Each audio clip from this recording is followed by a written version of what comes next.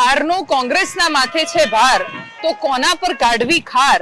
ત્યાં મહાનુભાવને આવ્યો એક વિચાર, કવિ બની વરસાવીએ ટોણાનો માર. વિકાસની રાજનીતિની તીખી છે ધાર, તેની સામે નક્કામાં છે તમામ બાર. 4 જૂન 400 પાર, ફરી એકવાર મોદી સરકાર, મોદીનું પુનરાવર્તન પાક્કું. ભારતીય જનતા પાર્ટીના ગુજરાતના ટ્વિટર હેન્ડલે પરેશ ધાનાણીની આ ટ્વીટને રિટ્વીટ કરીને આ જવાબ આપ્યો છે. પ્રશ્ન એ ઉભો થાય છે કે નેતાઓની અંદરના કવિ તો જાગે છે, પણ મેઘાણીની અંદરનું કવિનું હૃદય, કે જે પક્ષ કે વિપક્ષ, કોણ સત્તામાં કોણ સામે, એ કશું જોયા વગર, કોની સાથે કોની સામે વિચાર્યા વગર પ્રશ્ન પૂછતું હતું, કે સામાન્ય માણસોનો અવાજ બનતું હતું, એ કવિની આત્મા ક્યારેય કેમ નથી જાગતી? રાજનીતિને ઢંઢોળવાનો કરીશું આજે પ્રયાસ. નમસ્કાર, એનાલિસિસ સાથે હું છું દેવાંશી.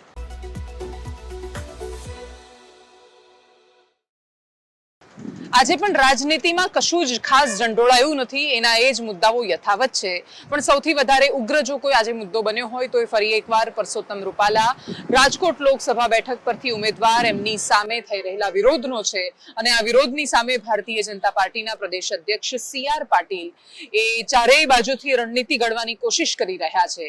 એવું કહેવાયું કે ગોંડલના પૂર્વ ધારાસભ્ય જયરાજસિંહ જાડેજાને મેદાનમાં ઉતારવામાં આવ્યા છે. જામનગરથી પણ પૂર્વ ધારાસભ્ય હકુભા પણ સામે આવ્યા છે, અને એ સિવાયના પણ જેટલા ક્ષત્રિય રાજનેતાઓ છે જે ભારતીય જનતા પાર્ટીની રાજનીતિ સાથે સંકળાયેલા છે, એ લોકોને એક સાથે લાવીને ક્ષત્રિય સમાજને સમજાવવાનો પ્રયાસ છે. પણ જેટલો સમજાવવાનો પ્રયાસ કરવામાં આવે એટલો જ સામે પ્રતિકાર અને જવાબ મળી રહ્યો છે. રાજકોટમાં, જામનગરમાં, અમદાવાદમાં, અલગ અલગ વિસ્તારોમાં ક્ષત્રિય સમાજો ભેગા થઈ રહ્યા છે, અને બધા જ રાજપૂત સંગઠનો ભેગા થઈને કહી રહ્યા છે કે પરસોત્તમ રૂપાલાની ટિકિટ કાપવામાં આવે, એમને ઉમેદવાર તરીકે હટાવવામાં આવે, અને જો નહીં હટાવે તો અમે વિશાળ સંમેલન કરીશું, એમની સામે પોલીસ ફરિયાદો કરીશું, અને કોઈ પણ સંજોગોમાં એમને જીતવા નહીં દઈએ. CR પાટીલ કહી રહ્યા છે કે સમજાવી લઈશું, મનાવી લઈશું, પરંતુ પરિસ્થિતિ જોતા લાગતું નથી. જો કે આખરે રાજનીતિમાં સમાજો જ્યારે એમના એક આગેવાનને સમજાવી લેતા હોય છે, ત્યારે પછી આખો સમાજ સમજી લીધો એવું માની લેવામાં આવે છે. ક્ષત્રિય રાજપૂત સમાજમાં ઘણા બધા સંગઠનો છે. કોઈ એક આગેવાનને સમજાવી લે અથવા એક આગેવાન સામે આવી જાય અને આખો સમાજ માની જાય એવી પરિસ્થિતિ નથી. સમાજની સામે આવીને સમજાવવા કોણ જાય, કયા નેતાઓ આવે, એ પણ સૌથી મોટો પ્રશ્ન છે.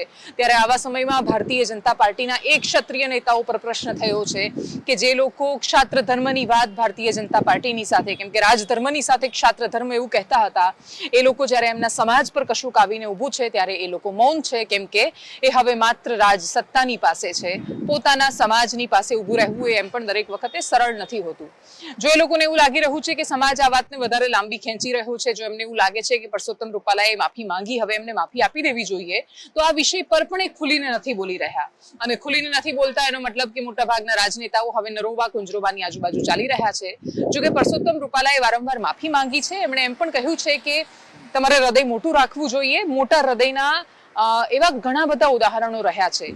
એટલે ભાવનગરના મહારાજા કૃષ્ણકુમારસિંહજી, કે જે કહેતા કે મારી પ્રજાનું કલ્યાણ થજો, થી માંડીને ગોંડલના મહારાજા ભગવતસિંહજી, કે એમના સમયમાં જો છોકરીઓને ન ભણાવતા તો માતા પિતાને દંડ કરતા, એટલે એ સમયના માજી જે ભગવતસિંહજીના સમયમાં ભણ્યા હોય, એ ગોંડલ સ્ટેટના લોકો આજે પણ લખતા ને વાંચતા એ લોકોને આવડે એટલું પ્રભાવશાળી એમનું શાસન રહ્યું. કમનસીબે જ્યારે પણ ક્ષત્રિયોના શાસનને અથવા બીજી કોઈ રીતે યાદ કરવામાં આવે ત્યારે બધી વાતો કરે છે, પણ આ વાત કોઈ નથી કરતા કે આ પણ તો હતા એ રાજાઓ, આ લોકોનો પણ તો શાસન હતા કે જેમણે રાજ્યોને ખૂબ સુંદર રીતે ચલાવ્યા હતા.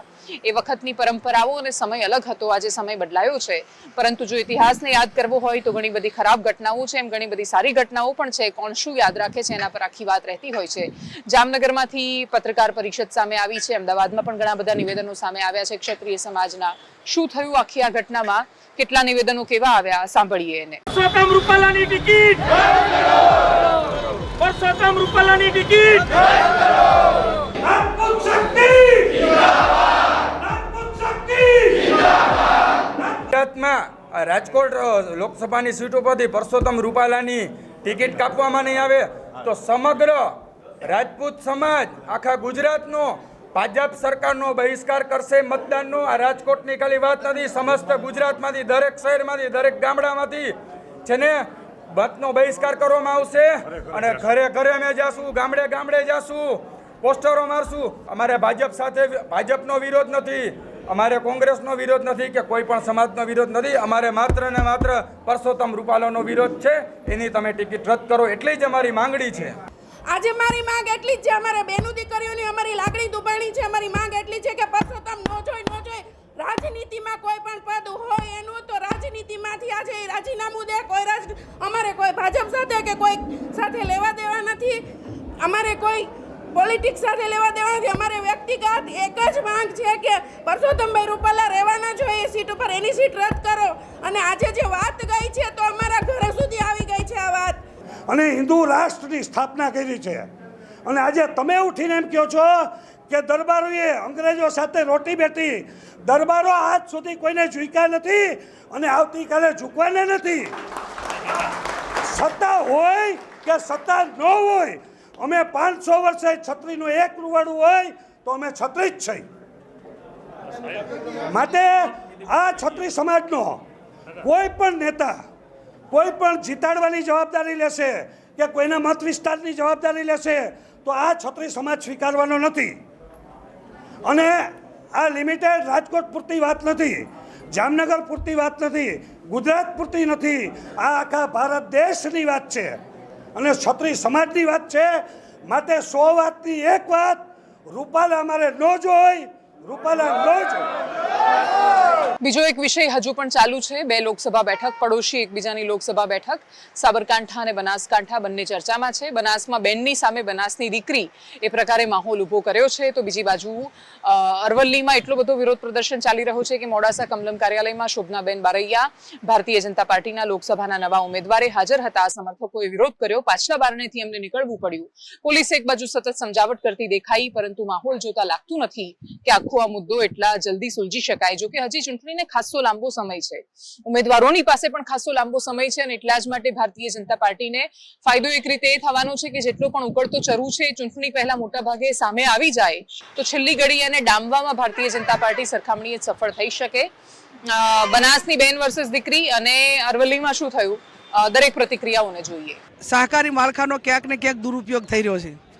આજે જાણવા મળ્યું કે ડેરી મારફત જે મીઠાઈ માટેના પેકેજ વેચવા અને ઉમેદવારના નામ સાથે ના આવે, ત્યારે હું મીડિયાના માધ્યમથી કહેવા માગું છું કે આ બનાસ ડેરી એ કોઈ ભારતીય જનતા પાર્ટીના લોકસભાના ઉમેદવારને જીતાડવા માટે એ ડેરીની અંદર કરોડો રૂપિયાના ખોટાથી ખર્ચા પાડવામાં આવે છે. એ પશુપાલકોની પરસેવાની કમાણી છે. એ કદાચ હું માનું ત્યાં સુધી આ મીઠાઈના પેકેજ એમને દિવાળી ઉપર કે કોઈ તહેવાર ઉપર પશુપાલકોને ચૂંટણી વગર મૂક્યા હોત તો અમે એમ માનીએ કે આ બનાસ ડેરી એ ખેડૂતોની છે ને પશુપાલકોને યાદ કર્યા. પણ આજે ચૂંટણી નિમિત્તે સત્તાનો દુરુપયોગ કરીને આ રીતે પડીકા અને બનાસકાંઠાના પશુપાલકો કે બનાસકાંઠાના મતદારો એ કોઈ પડીકાથી વેચાય એ વાતમાં માલ નથી. અને ઠીક છે, એમને જે કાંઈ કરતા હોય ને એમને મુબારક. અમારી કોંગ્રેસ પાર્ટીના કાર્યકરો પડીકા તો શું, પણ કોઈ પણ પ્રકારની લાલચમાં અમારા ધારાસભ્યો હોય, અમારા આગેવાનો હોય, એ કોઈ પ્રકારની લાલચોમાં આજ સુધી આવ્યા નથી. અને વિચારધારા સાથે આ લડાઈ ભાજપ કોંગ્રેસ કે કોઈ સમાજ વચ્ચેની નથી. આ લડાઈ એક વિચારધારાની બનાસકાંઠાની અસ્મિતા માટેની છે. અને બનાસકાંઠા જિલ્લાની અસ્મિતા માટેની ચૂંટણી હોય ત્યારે બનાસકાંઠાના તમામ સમાજો, તમામ ધર્મના લોકો હળીમળી અને કોંગ્રેસ પાર્ટીને આશીર્વાદ આપશે. મારે તો એટલું જ કહેવું છે કે જેણે 370ની કલમ દૂર કરી છે, મોદી સાહેબની ઉમેદવાર છું, જેણે રામ મંદિરનું નિર્માણ કર્યું છે, જેની આગેવાનીમાં રામ મંદિરનું નિર્માણ થયું છે, એવા આપણા આદરણીય મોદી સાહેબની ઉમેદવાર છું, જ્યારે સામેવાળા બેન રાહુલ ગાંધીના ઉમેદવાર છે. માટે તમારો વોટ એળે ના જવા દેતા. તમારો એક વોટ રામ મંદિરનું નિર્માણ કરાવી શકે છે, તમારો એક વોટ 370ની કલમ દૂર કરાવી શકે છે અને તમારો એક વોટ બનાસકાંઠા જિલ્લાની સરહદો વધુ મજબૂત બનાવી શકે છે. કોંગ્રેસને તો વર્ષોથી અફવાઓ ફેલાવવાની ટેવ છે, એટલે એ તમે સૌ જાણો જ છો.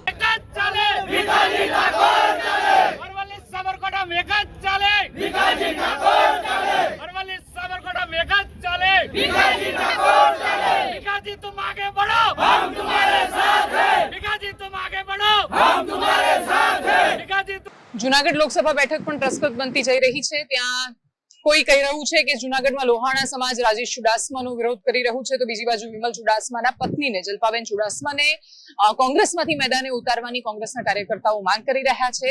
આ બધી માંગણી વચ્ચે પંચમહાલમાં સાવ અલગ ચાલી રહ્યું છે. ત્યાં કોંગ્રેસના ઉમેદવાર ગુલાબસિંહનો પંચમહાલના કોંગ્રેસના નેતાઓ વિરોધ કરી રહ્યા છે ને એવું કહી રહ્યા છે કે એ તો ભાજપમાંથી આવેલા છે, એમને ટિકિટ શું કામ આપો છો. આ પણ તો એક અલગ ટ્રેન્ડ છે કે ભાજપમાંથી કોંગ્રેસમાં આવેલા નેતા ચૂંટણી લડે, જીતે અને પછી પાછું ફરી એકવાર લોકસભાના મેદાનમાં ઉતરે અને પોતાને મૂળ કોંગ્રેસી કહેતા નેતાઓ એની સામે આવે. વાત આખરે એ છે કે ભારતીય જનતા પાર્ટી હોય કે કોંગ્રેસ, દરેક લોકો માટે પોતે વ્યક્તિગત રીતે એમનું પોતાનું સન્માન અથવા પોતાની જીત મહત્વની હોય છે.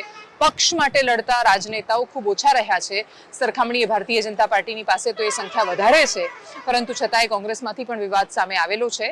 જુનાગઢ અને પંચમહાલ બંને લોકસભામાંથી પ્રતિક્રિયાઓને સાંભળીએ.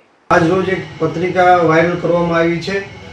એ પત્રિકામાં ખાસ કરીને અમારા ચાહકો, કોંગ્રેસ પાર્ટીના કાર્યકરો દ્વારા લાગણી અનુલક્ષીને પત્રિકા મેં વાંચી, તો તેમાં તે 13 લોકસભાની જુનાગઢની ટિકિટ મારી ધર્મપત્ની જલ્પા ચુડાસમા માટે માંગણી કરવામાં આવેલી છે. તે ચોરવા નગરપાલિકાના 10 વર્ષથી પ્રમુખ તરીકે સેવા આપે છે. હું ધારાસભ્ય તરીકે 2 ટર્મથી સેવા આપું છું, 4 ટર્મથી નગરપાલિકાના ઓપરેટર તરીકે સેવા આપું છું. ત્યારે અમે સતત લોકો સાથે જોડાયેલા હોય અને લોકો સાથે જોડાયેલા હોય તે લોકોને ખૂબ અમારા પ્રત્યે લાગણી, અમારા કામ કરવાની પદ્ધતિની લાગણીથી ત્યાં સોમનાથમાં હું લોકોની વચ્ચે હંમેશા રહું છું. કહેવા માંગીએ છીએ કે જે કોંગ્રેસની બી ટીમ નહીં પણ બીજેપીની બી ટીમ તરીકે જે અમારા કોંગ્રેસમાં કામ કરતા લોકોને અત્યારે હાલના ઉમેદવાર ગુલાબસિંહ સાથે લઈને ચાલે છે અને એ બી ટીમને જો સાઈડમાં નહીં કરે તો પંચમહાલ કોંગ્રેસમાં ખરેખર ખૂબ નારાજગી છે. આ બી ટીમને દૂર કરવામાં આવે, ઉમેદવાર બદલી શકાય એ ખરી કાર્યકરોની બધાની કાર્યકર્તાઓની લાગણી અને માગણી વફાદારીથી કોંગ્રેસ પાર્ટીમાં રહે એ છે. કોંગ્રેસના કાર્યકર્તા એ ને જે કોંગ્રેસ માટે જે ટિકિટ આલી છે ગુલાબસિંહ ચૌહાણને, હજુ અમે એમને બરાબર ઓળખતા બી નથી ને એમની અમારી ગેરંટી બી નથી કે એ અમારા કોંગ્રેસમાં રહેશે, કેમ કે એ વ્યક્તિ ભાજપમાંથી આવેલા વ્યક્તિ છે. તો અમારી એવી એક ઈચ્છા છે ને મારી માગણી અને લાગણી બી છે કે અમારા કોઈ બી કોંગ્રેસના કાર્યકર્તા ના હાલે, કોઈ બી હોય પણ ભાજપમાંથી આવેલા વ્યક્તિ ના મળવી જોઈએ. આયા છે પણ એ જતા રહેવાની ફૂલ ગેરંટી છે. એટલે અમારા કોંગ્રેસના કોઈ બી કાર્યકર્તાને આપે ટિકિટ એવી અમારી માગણી અને લાગણી છે. અને છેલ્લે વાત દેશની રાજનીતિની કરીએ. અરવિંદ કેજરીવાલ કોર્ટમાં હાજર હતા, પરંતુ ઝટકો મળ્યો છે. 1 એપ્રિલ સુધી એમના રિમાન્ડ આગળ લંબાવાયા છે. 1 એપ્રિલ સુધી ઈડીની કસ્ટડીમાં રહેવાના છે અરવિંદ કેજરીવાલ. અરવિંદ કેજરીવાલે કોર્ટમાં પોતાનો પક્ષ ઘણા ખરા અંશે જાતે મૂક્યો હતો. હવે એ પક્ષ જાતે મૂક્યા પછી કેજરીવાલનું કશું સારું થયું કે ખરાબ એ તો સમય બતાવશે. કોર્ટમાં ઘણી બધી એકદમ હાસ્યાસ્પદ અને રસપ્રદ બંને પ્રકારની ક્ષણોનું પણ નિર્માણ થયું હતું. પણ જે પણ થયું ઓલ ઓવર એ એટલું બતાવે છે, એનો અર્થ એટલો નીકળ્યો છે કે ઈડીના તર્ક અને દલીલોની સાથે કોર્ટ છે અને એટલા જ માટે રિમાન્ડ 1 એપ્રિલ સુધી લંબાવવામાં આવ્યા છે. એવું પણ કહેવાયું કે અરવિંદ કેજરીવાલ સહયોગ નથી આપી રહ્યા તપાસમાં, કશો જવાબ જ નથી આપતા ગમે તે પૂછવામાં આવે. અરવિંદ કેજરીવાલ કહી રહ્યા છે કે ઈડી કોઈને પણ બોલાવે છે, એ માણસ જ્યાં સુધી કોઈનું નામ ન આપે ત્યાં સુધી એને હેરાન કરે છે, જેનું નામ આપે એને ઉઠાવી લે છે. આ પ્રકારે વર્તન થઈ રહ્યું છે. બીજી બાજુ પ્રધાનમંત્રી નરેન્દ્ર મોદીએ, કેમ કે હરીશ સાલ્વે જેવા સુપ્રીમ કોર્ટના ખૂબ મોટા દિગ્ગજ વકીલે બધાએ ભેગા થઈને સુપ્રીમ કોર્ટને ઉદ્દેશીને પત્ર લખ્યો કે ચોક્કસ વકીલોનું ગ્રુપ છે કે જે રાજનીતિક રીતે મોટિવેટેડ છે અને એ લોકો કોર્ટને મિસલીડ કરવાનું, ખોટા માર્ગે, ખોટી દિશામાં લઈ જવાનું કોશિશ કરે છે. તો પ્રધાનમંત્રી મોદીએ આખું નિશાન કોંગ્રેસ પર સાધ્યું અને પછી કહ્યું કે કોંગ્રેસની આ જ માનસિકતા છે, આખો દેશ એમનાથી કંટાળેલો છે. એટલે અત્યારે જે સંઘર્ષ ચાલી રહ્યો છે જ્યુડિશિયરી એટલે કે ન્યાયતંત્રને પોતાના તરફી કોણ લઈ શકે છે. હવે એ પોતાના તરફી કાં તો જબરદસ્તીથી લેવામાં આવે, કાં તો પ્રેમથી લેવામાં આવે. બધા જ લોકો એ પ્રકારે કોશિશ કરી રહ્યા છે. વિપક્ષના નેતાઓ માટે છેલ્લી આશા કોર્ટ હોય છે. એ કોર્ટમાંથી સતત ઝટકા મળી રહ્યા છે. આ મામલા પર સુનીતા કેજરીવાલ વારંવાર નિવેદન આપી રહ્યા છે. એ પણ બતાવે છે કે અરવિંદ કેજરીવાલના જો ઉત્તરાધિકારી બનાવવાની નોબત આવે તો એ સુનીતા કેજરીવાલ જ બની શકે છે. બીજી બાજુ અતિશી મરલીનાએ પણ પત્રકાર પરિષદ કરી હતી. શું પ્રતિક્રિયાઓ સામે આવી સાંભળીએ.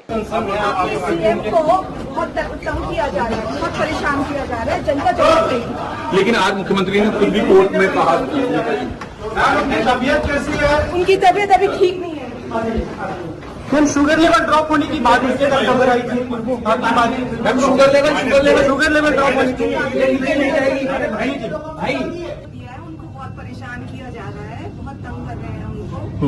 उनकी तानाशाही नहीं चल पाएगी, जनता इसका जवाब देगी. ये तो ठीक शुगर को मॉनिटर करना बहुत जरूरी है.